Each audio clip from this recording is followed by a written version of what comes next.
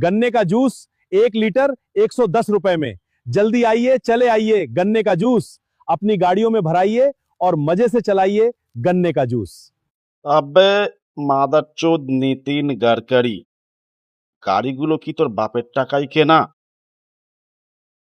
শালা যে থেকে E20 তেল ব্যবহার করা হচ্ছে, গাড়ির পিকআপ কমে গেছে, পাওয়ার কমে গেছে, মাইলেজ কমে গেছে, গাড়ি চলতে চলতে বন্ধ হয়ে যাচ্ছে। শালা এক্সপেরিমেন্ট করবি, নিজে কিনে এক্সপেরিমেন্ট কর, জনগণের টাকায় কেন? কাচোদা, আখের রস দিয়ে গাড়ি চলে? নিজের ছেলের ব্যবসা তো কয়েক হাজার গুণ বেড়ে গেছে,